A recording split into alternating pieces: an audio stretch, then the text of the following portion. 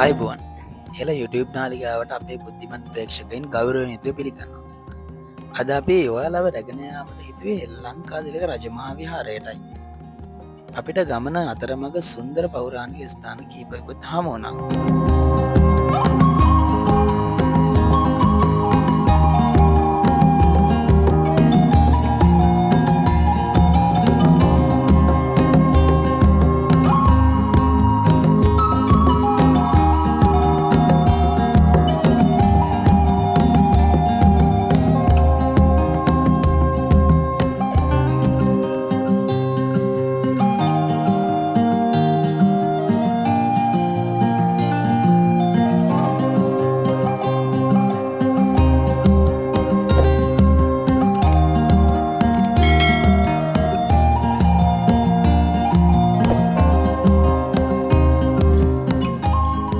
ගිරිදුර්ග වනදුර්ග ජලදුර්ග පසු කරමින් මධ්‍යම කඳුකරය වෙත ගමන් ගන්න අපට හමු වූ තවත් පරිණාමික ස්ථාන කීපයක් මුලින් හමු වූයේ කඩුගන්නාව අම්බලමයි.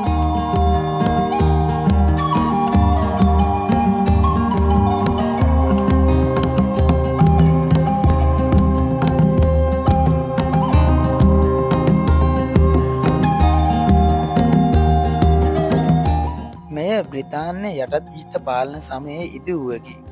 උඩරට පහතරට ගමන් ගන්නා වෙළඳුන් හා මගීන්ගේ විඩාවනයීමට ඉදි වූවකි. මහනුවරගේ ගෘහ නිර්මාණ ශිල්පයට මනාව විදහා දක්වන මෙය වසර 200ක් පමණ ඉතිහාසයකට අයිතිවාසිකම් කියයි. හොඳයි එහෙනම් අපි ඉදිරියට ගිහිල්ලා බලමු.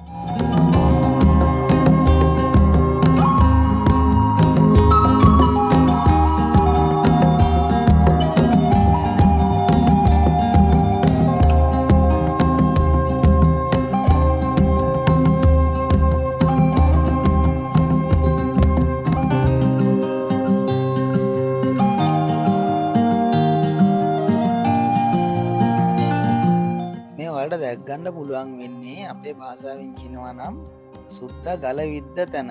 එහෙම නැත්නම් කඩුගන්නාව ගල විද්ද තැන. එඩ්වඩ් බාන්ස් කියන්නේ එකල සෙන්කඩගල හිටපු ආණ්ඩුකාරවරයෙක්. ඔහුගේ ප්‍රථම උත්සාහය වූයේ කොළඹ නුවර මාර්ගය තැනීමයි. එකල රාජකීය ඉංජිනේරුවා වූ කැප්ටන් විලියම් ඩෝසන් මහත්මයාගේ තවත් එක් සුවිශේෂී නිර්මාණයක් වූයේ මේ ඔබ දකින ගල බෙදපු උමගයි.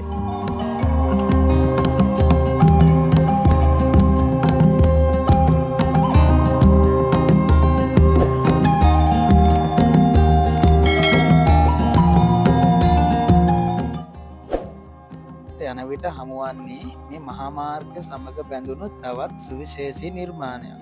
මෙය කැප්ටන් ඩෝසන් කුරුල්ලයි.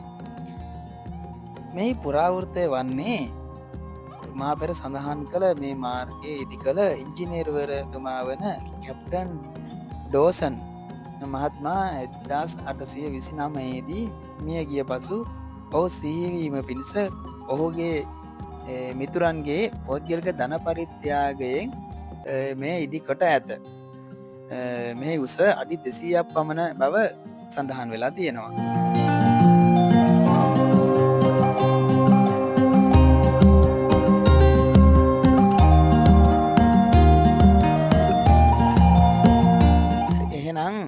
අපි දැන් පැමිණ සිටින්නේ පිළිමතලාව නගරයෙන් හැරි ගඩ්ලා දෙනිය මාර්ගයේ පැමිණෙන ලංකාතිලක රජමහා විහාරයටයි. 14 වන සියවසේ ඉදි වූ ලංකාතිලක රජමහා විහාරය බෞද්ධ හින්දු සිද්ධස්ථානයකට මනාව නිදසුනකි. බෞද්ධ පිළිමය ප්‍රධාන ලෙස නැගෙනහිරට මුහුණලා පවතින අතර හින්දු දේවාලය බටහිරට මුහුණලා පවතී.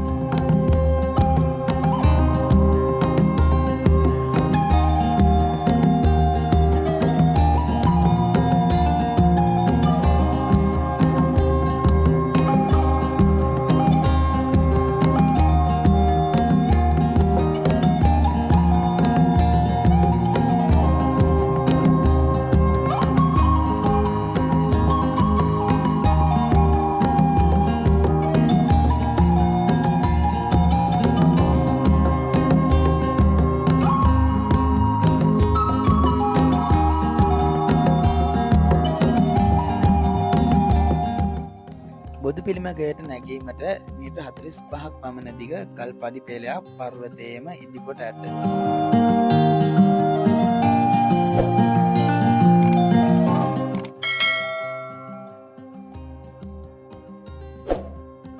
වර්ගයේ මල් රටා සහිත හරස් තීරයකි.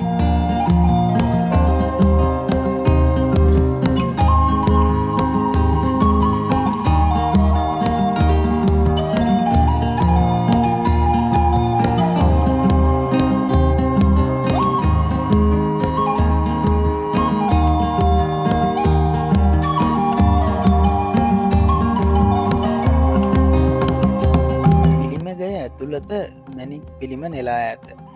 මෙවැනි මැණික් පිළිම ලොව ඇත්තේ 3ක් බව පිළිගැනේ.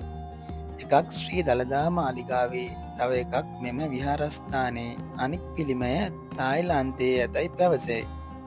වසර 750ක් පමණ පැරණි මෙම පිළිම වහන්සේ මිල කළ නොහැකි පෞරාණික වස්තුව ලෙස අපට හැඳින්විය හැකියි.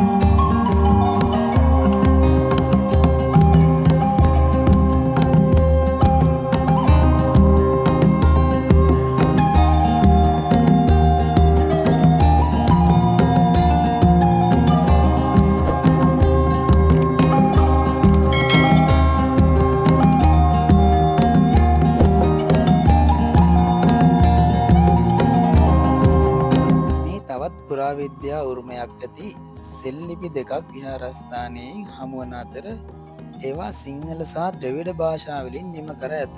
මගේ සඳහන් කොට ඇත්තේ දේවාලයට සහ විහාරස්ථානයට පූජා කළ ගම්වර පිළිබඳව සඳහන් කරලා තියෙන්නේ. මෙහි සිංහල සහ ද්‍රවිඩ අකුරු වලින් තමයි මෙම සෙල්ලිපි දෙක සඳහන් කරලා තිබෙන්නේ.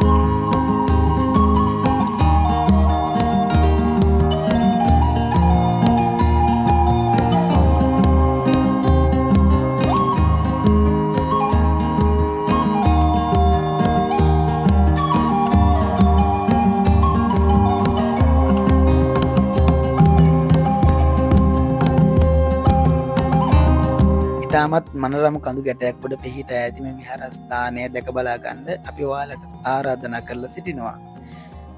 එහෙනම් යාළුවනේ අද අපේ වීඩියෝත් සමග එකතු වෙලා සිටපු ඔයාලට ගොඩක් ස්තුතියි. අපේ වීඩියෝ එක හොඳට කමෙන්ට්ස් කරන්න, ෂෙයා කරන්න, තව කෙනෙකුට බලන්න මතකද අපේ සබ්ස්ක්‍රයිබ් කරන්න. එහෙනම් සියලු දෙනාටම සුබ දවසක්.